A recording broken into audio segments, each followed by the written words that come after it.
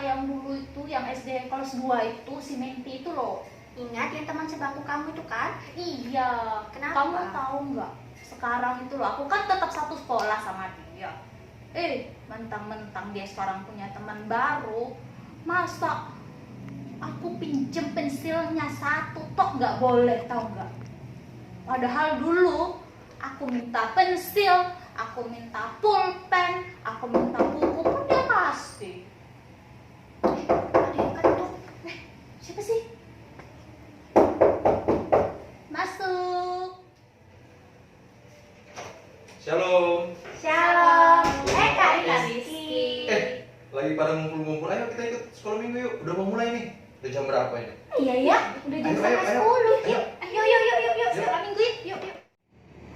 Halo adik-adik. Halo adik-adik. Nah, kita mau mulai sekolah minggu ya. Ayo, ambil sikap yang baik. Kita duduk yang bagus di rumah, ambil sikap yang baik. Kita mau mulai sekolah minggu kita. Halo adik-adik.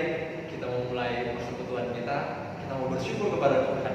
Oleh sebab itu, Kak Rizky mengajak kita semuanya untuk ambil sikap yang baik dan benar. Kita mau memuji, memuliakan nama Tuhan. Kita mau katakan terima kasih kepada Tuhan.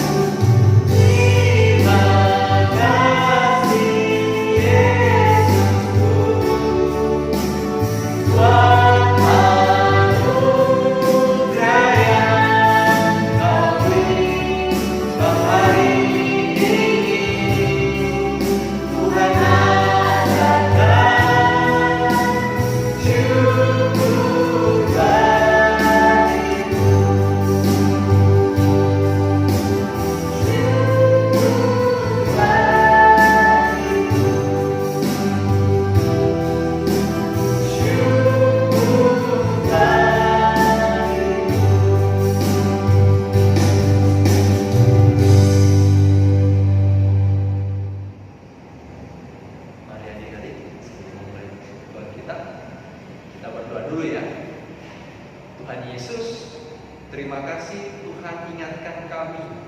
Tuhan berikan kesempatan kami untuk datang di tempat ini, bersekutu bersama-sama. Walaupun kami tidak dapat berjumpa secara langsung, tapi kami percaya bahwa Tuhan kami hadir bersama kami di tempat ini, bersama dengan adik-adik yang ada di rumah masing-masing. Tuhan, biarlah Tuhan yang menuntun jalannya ibadah hari ini, dan kami percaya bahwa Tuhan akan selalu beserta dengan kami. Demi nama Tuhan Yesus Kristus, kami berdoa. Amin. Adik-adik, Tuhan kita adalah Tuhan yang penuh dengan kasih. Oleh sebab itu, kita harus terus mengasihi teman-teman kita dimanapun kita berada. Yuk kita bangkit berdiri, kita bersama-sama memujikan kasih.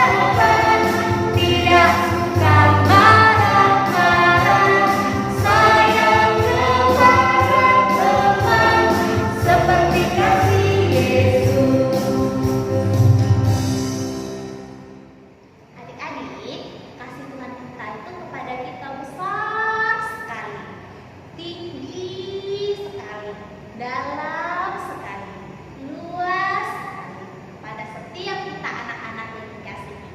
Karena itu, mari kakak mau ajak setiap kita untuk kita menaikkan pujian yang mengatakan kasih Yesus manis dan indah. Masih belum capek kan? Kita pakai gerakan sama-sama ya, oke?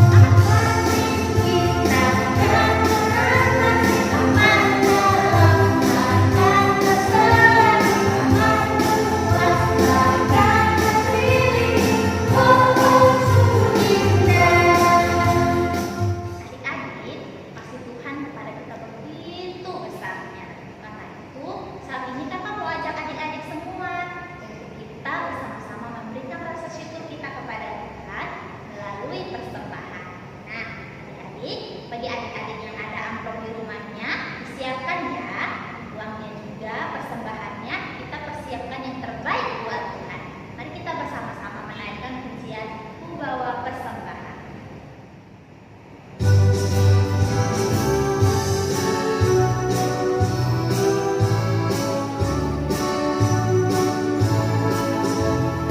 Dalam rumah Tuhan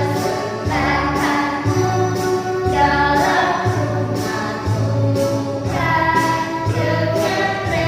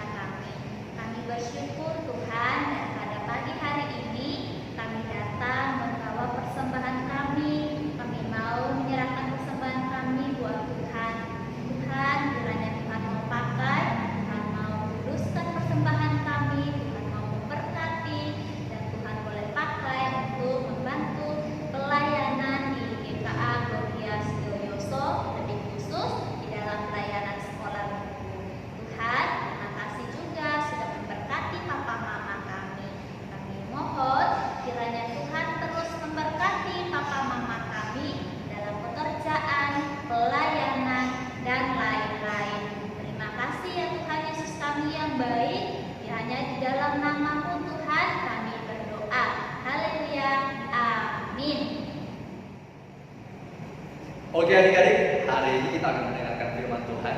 Kita siapkan hati kita siapkan diri kita mau menyanyikan pujian Kasih Kau dengan Kasih Tuhan.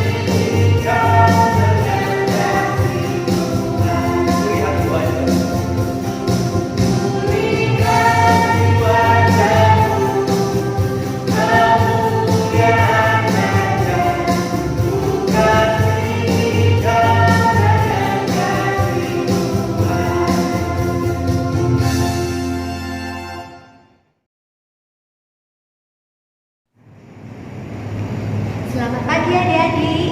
Senang sekali pagi hari ini kita boleh bersama-sama mau belajar kebenaran firman Tuhan. Walaupun kita tidak bertemu secara langsung, tetapi kita harus bersyukur kepada Tuhan karena masih ada kesempatan untuk belajar akan kebenaran firman Tuhan. Sebelumnya, kita mau berdoa dulu ya. Anak-anak, yuk kita berdoa. Lipat tangan, tutup mata, kita mau berdoa. Tuhan Yesus, kami mengucap syukur pada pagi hari ini Tuhan. Tuhan masih memberikan kesempatan kepada setiap kami untuk beribadah, memuji Tuhan, meninggikan nama Tuhan. Walaupun kami tidak hadir di dalam gedung gereja, tetapi kami tetap bersyukur Tuhan karena kami boleh memuji dan meninggikan nama-Mu. Sebentar lagi Tuhan kami akan belajar kebenaran firman Tuhan. Tuhan tolong setiap kami, beri kami hati dan telinga sebagai seorang hamba, sehingga kami boleh Tuhan mengerti akan isi hati Tuhan. Terima kasih Tuhan Yesus, terpujilah nama-Mu. Dalam nama Tuhan kami Yesus Kristus, kami sudah berdoa dan mengucap syukur. Amin. Sudah siap mendengarkan cerita firman Tuhan pagi hari ini? Duduk yang manis, dengarkan cerita kakak ya. Hari ini kakak mau cerita tentang seekor semut merah yang besar. Namanya si Toti. Siapa adik-adik namanya? Ya, namanya si Toti. Si Toti ini adalah seekor semut yang besar. Semut merah besar, lebih besar dari teman-temannya semut-semut merah. Nah, si Toti ini juga terkenal dia memiliki badan yang kuat sehingga dia terkenal hebat di antara semut-semut yang lain. Nah, si Toti ini punya banyak teman-teman adik-adik. Setiap hari si Toti dan teman-temannya ini berjalan mencari makanan. Dengan giat mereka selalu mengumpulkan makanannya. Nah, suatu hari ketika si Toti dan teman-temannya ini berjalan mencari makan, si Toti ini melewati pohon dan di dahan pohon itu ada menggantung kepompong kupu-kupu. Adik-adik tahu kepompong? Ya, kepompong itu adalah perubahan wujud dari ular yang akan menjadi kupu-kupu. Tetapi sebelum menjadi kupu-kupu, ular ini akan menjadi kepompong lebih dulu. Nah, kira-kira seperti ini gambar kepompong itu. Ya, jadi dia itu menggantung di dahan atau di ranting pohon. Nggak bisa ngapa-ngapain, cuma diem. ketika melihat kepompong ini, si Toti itu heran. Itu apa ya? Ada makhluk hidup kok jelek sekali, gak bisa apa-apa, diem, gak bisa bergerak. Dia dalam hati ketawa dia.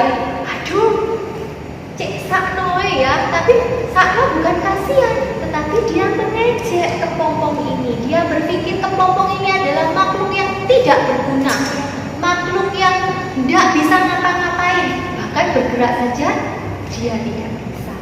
Nah, setiap hari ketika Tito bersama teman-temannya mencari makanan, Tito seringkali melewati kepompong ini. Di dalam hati dan beserta teman-temannya dia selalu mengejek kepompong ini. Makhluk jelek, menggantung, gak bisa ngapa-ngapain. Sambil ketawa-tawa, ada makhluk jelek, ada makhluk jelek.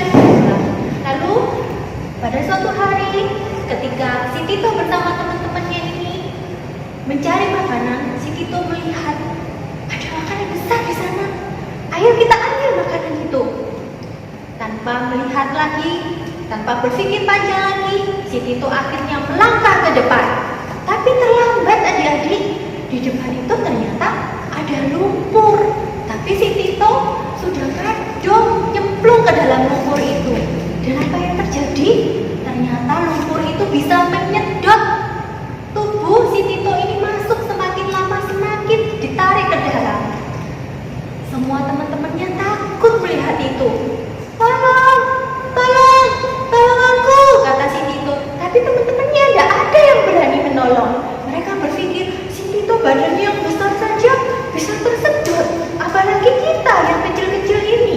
Nah, akhirnya si semut ini pada lari semua. Teman-temannya si Tito lari semua. Si Tito sudah putus asa, badannya semakin tertarik ke dalam lumpur. Di saat-saat yang genting, tiba-tiba seekor kupu-kupu menarik si Tito ini dari dalam lumpur itu. Nah, ada kupu-kupu yang menarik Tito ini. Si Tito merasa apa? Bersyukur. Aduh, gak jadi mati aku.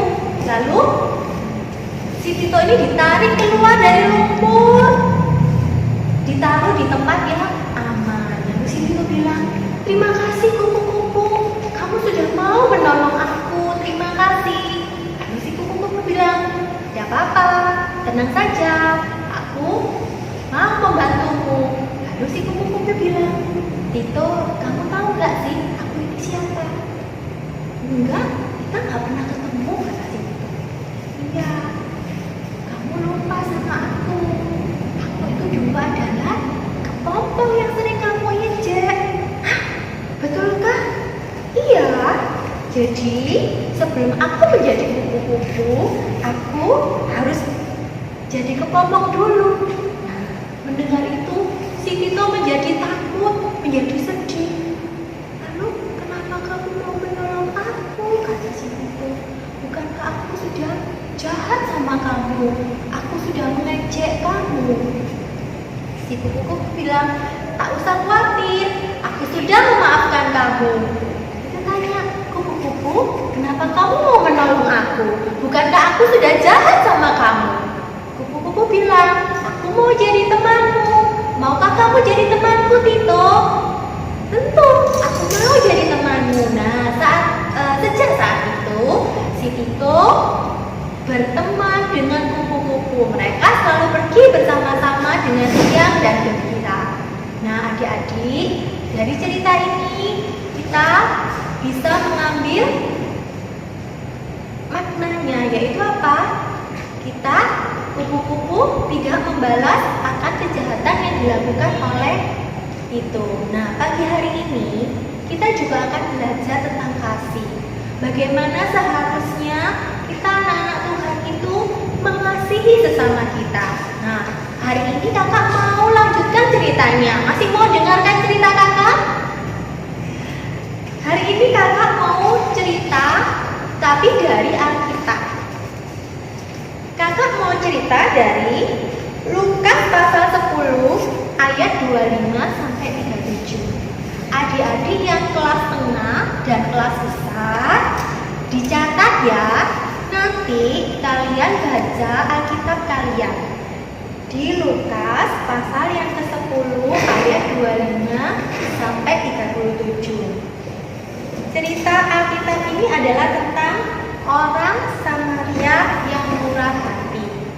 Nah, untuk adik-adik yang kelas kecil, kalian bisa nanti minta tolong sama papa dan mama untuk membacakannya ya.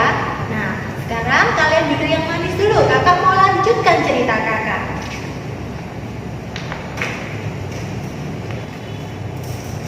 Ada seorang Yahudi yang sedang berjalan dari Yerusalem ke Yeriko. Orang apa adik-adik? Orang Yahudi ya, seorang Yahudi. Lalu tiba-tiba orang Yahudi ini didatangi sama perampok. Wah, perampok, orang jahat, penjahat. Perampok ini apa? Barangnya diambil semua. Barang-barang berharganya diambil semua. Dirampas sama perampok ini. Bukan hanya barangnya saja yang diambil. Orang Yahudi ini juga apa? Dipukuli sampai babak belur, bahkan sampai tergeletak di jalan. Orang Yahudi ini sampai tidak bisa bangun karena badannya luka semua. Kasihan ya. Lalu Kak Rama, setelah itu ada seorang imam melewati jalan itu. Tahu seorang imam itu apa adik-adik? Imam itu adalah pemimpin agama. Kalau zaman sekarang Pak Pendeta. Ya itu kalau zaman dulu namanya imam. Nah, imam ini lihat ada orang Yahudi yang tergeletak. Tapi apa yang terjadi adik-adik?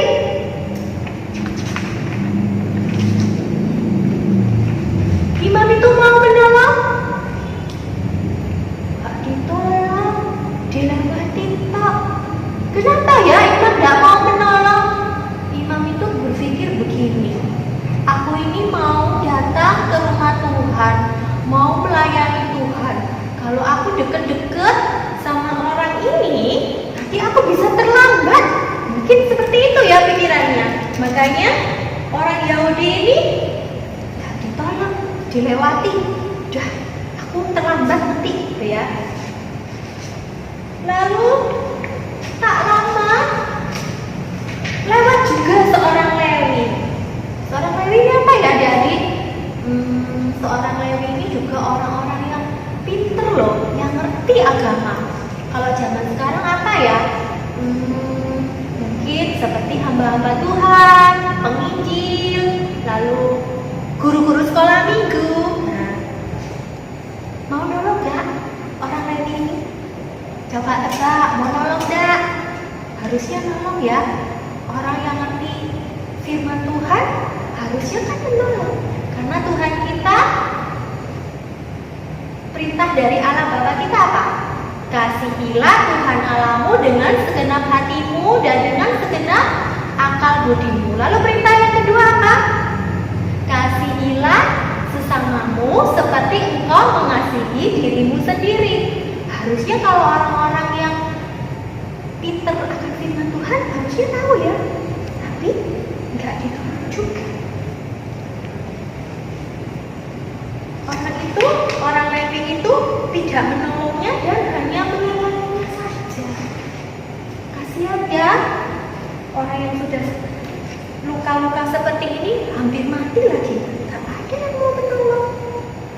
Lalu setelah itu datanglah seorang Samaria. Siapa orang Samaria ini? Orang Samaria ini pada zaman dahulu itu adalah dianggap sebagai orang-orang yang berdosa, orang-orang yang dipandang sebelah mata oleh orang-orang Yahudi. Nah, orang Samaria ini juga melihat ada orang yang tergeletak di pinggir jalan yang membutuhkan pertolongan.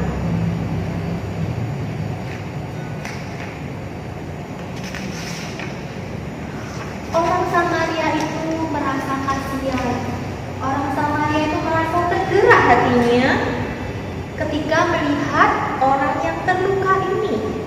Maka orang Samaria ini dengan belas kasihan menolong orang Yahudi ini, merawat luka-lukanya, mengobati luka-lukanya, memberi minum. Dan gak hanya itu saja adik-adik, orang Samaria ini juga apa? Membawa orang ini, karena dia melihat orang ini lukanya itu parah. Kalau nggak dibawa, kalau nggak diobati, pasti akan mati. Lalu orang Samaria ini menaikkan orang Yahudi ini ke atas keledainya, membawanya ke sebuah penginapan untuk dirawat. Dia disewakan sebuah kamar di penginapan. Tidak cuma itu saja, adik. Orang Samaria ini juga memberikan uang kepada pemilik penginapan itu, dibayar semuanya. Kalau kita tidur di hotel, di penginapan kan harus bayar ya. Nah, orang Samaria ini sudah membayarkan uangnya kepada pemilik penginapan. Gak cuma bayar kapannya aja, tapi suruh merawat juga orang Yahudi ini sampai sembuh. Nah, lalu sekarang yang menjadi pertanyaannya, menurut adik-adik itu, siapakah yang murah hati itu? Yang pertama, apakah imam, seorang yang pemimpin agama? Atau yang kedua, seorang Lewi, seorang yang pintar akan firman Tuhan? Atau yang ketiga, seorang yang berdosa, yang dianggap sebelah mata oleh orang Yahudi? Menurut kamu siapa sesama itu? Siapa orang yang murah hati itu? Ya, orang Samaria, orang yang ketiga. Nah, jadi pagi hari ini kita mau belajar akan kebenaran firman Tuhan. Ada beberapa hal yang harus kita ingat, harus melalui cerita ini kita diingatkan oleh Tuhan. Yang pertama, kita sebagai anak-anak Tuhan itu tidak hanya harus pinter akan firman Tuhan. Kalian harus mengerti akan firman Tuhan. Belajar Alkitab itu adalah sangat penting. Tetapi terlebih dari itu semua, kita harus memiliki kasih. Seperti para imam, orang imam dan orang lain tadi, mereka mengerti akan kebenaran firman Tuhan. Bahkan mereka sangat pintar sekali akan firman Tuhan. Tetapi ternyata apa? Mereka tidak mempraktekkan itu. Jadi firman Tuhan itu hanya sekedar dibaca tetapi tidak dilakukan. Nah, adik-adik, hari ini Tuhan mau ingatkan setiap kita, anak-anak Tuhan. Apalagi di tengah-tengah dunia yang sedang sulit. Virus corona yang melanda hampir di seluruh dunia. Banyak orang-orang yang mengalami kesulitan saat ini. Nah, adik-adik, mungkin adik-adik masih kecil, masih belum bisa berbuat apa-apa. Tetapi mari kita mau menunjukkan kasih kita. Bagaimana caranya, Kak? Tunjukkanlah kasihmu kepada papa dan mama. Saat ini mungkin papa dan mamamu sedang mengalami kesulitan. Banyak yang sudah tidak bekerja karena perusahaan sudah banyak yang tutup, pabrik-pabrik tutup, dirumahkan. Loh, apa hubungannya, Kak? Nah, kalau dirumahkan berarti kan nggak dapat gaji lagi. Atau kalau dapat gaji pun bisa dipotong separuh. Nah, sebagai anak-anak Tuhan, kalian harus mendukung orang tua. Bagaimana caranya? Membantu dengan tidak rewel, dengan tetap bersyukur. Mama hari ini masak apa? Jangan menggerutu, jangan ngomel. Lah, kok cuma sayur lagi dan sayur lagi? Ikannya mana, Ma? Jangan ya, kasihan Mama. Dalam keadaan yang sulit ini, kalian sebagai anak-anak Tuhan, tunjukkanlah kasih kalian. Bersyukurlah, karena di luar sana banyak orang-orang yang sudah kesulitan untuk mendapatkan makanan. Kalau kalian bisa makan setiap hari, itu sudah harus bersyukur. Lalu yang kedua apa? Walaupun kalian hari ini tidak sekolahnya dari rumah, tapi kalian harus terus semangat belajar gitu ya. di rumah bukan berarti kalian malas-malasan tidur sepanjang hari gitu ya, tetapi tetap belajar, mengerjakan tugas-tugas dari sekolah dengan sungguh-sungguh. Lalu apa lagi? Mengisi waktu luang kalian dengan kegiatan-kegiatan yang bermanfaat. Aku ngapain kak? Bosen di rumah terus. Kalian bisa punya hobi apa? Misalnya nih, kalian punya hobi menyanyi, bisa latihan menyanyi dengan sungguh-sungguh. Atau kalian punya hobi bermain musik. Nah ini waktunya, karena waktunya panjang, kalian bisa berlatih dengan sungguh-sungguh. Kalian bisa buat target. Misalnya nih, oh virus corona kira-kira Juni ini udah selesai. Berarti Juni ini saya harus bisa menyanyi 4 lagu dengan benar, 4 lagu dengan baik. Atau saya bisa memainkan musik minimal 5 lagu yang bisa saya mainkan.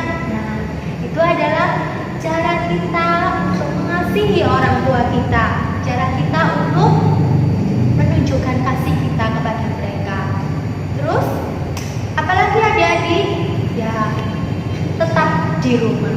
Dengan tetap di rumah, kalian juga menunjukkan kasih kalian kepada sekeliling kalian. Bagaimana bisa kak tinggal di rumah kok menunjukkan kasih? Nah, kalau kalian saat ini nggak di rumah, keluyuran ke sana kemari, kalian bisa terkena sakit, tertular penyakit. Kalau kalian tertular penyakit, pulang ke rumah, satu rumah bisa tertular semua. Terus masuk rumah sakit, kasihan kan dokter perawatnya nggak selesai merawat pasiennya gitu ya. Tambah terus yang sakit, tambah terus yang sakit. Dokter dan perawat juga punya keluarga, mereka juga kepingin pulang. Tapi kalau pasiennya terus bertambah, nggak pulang-pulang mereka. Gitu ya adik-adik ya. Kakak berharap kita semua dalam keadaan yang sehat, tetap di rumah, tetap bersyukur, tetap menunjukkan kasih kita, karena kita saat ini berada di dalam rumah. Tunjukkanlah kasihmu kepada orang-orang yang ada di rumah. Mengasihi saudaramu, mengasihi orang tuamu, mengasihi sekitar rumahmu. Sampai di sini firman Tuhan pada pagi hari ini. Mari kita berdoa.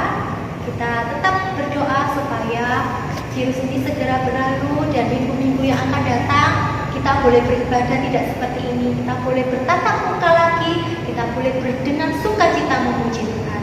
Yuk kita berdoa. Tuhan Yesus, terima kasih pada pagi hari ini Tuhan. Kami diingatkan oleh Tuhan untuk boleh menjadi orang-orang yang mengasihi sesama kami. Kami bukan hanya menjadi orang-orang yang pintar akan pemahaman firman Tuhan, tetapi tidak melakukannya. Itu semua akan menjadi sia-sia Tuhan. Kami juga berdoa Tuhan untuk virus yang masih sedang berlangsung. Tuhan tolong, kiranya Tuhan berbelas kasihan kepada setiap kami, sehingga Tuhan virus ini boleh segera lalu, sehingga kami boleh beraktivitas seperti sedia kala. Kami rindu bersekolah Tuhan, kami rindu beribadah di gereja. Oh Tuhan, tolonglah ya Bapa. Kami menyerahkan semuanya dalam tangan kasih-Mu. Terpujilah nama-Mu Bapa. Dalam nama Tuhan kami Yesus Kristus, kami sudah berdoa dan mengucap syukur. Amin. Nah, jadi kita akan mengakhiri persekutuan kita pada mari kita sama-sama berdoa. Mari kita berdoa. Tuhan Yesus, terima kasih Tuhan memberkati kami, Tuhan menyertai kami, bahkan Tuhan sudah berbicara kepada kami melalui firman. Biarlah firman-Mu yang Tuhan sudah sampaikan melalui lause kami, Tuhan kiranya menolong kami untuk kami boleh dapat melakukannya. Tuhan, kami menyerahkan hidup kami ke dalam tangan pengasihan-Mu, dan kami percaya bahwa berkat Tuhan menyertai kami. Demi nama Tuhan Yesus Kristus kami berdoa.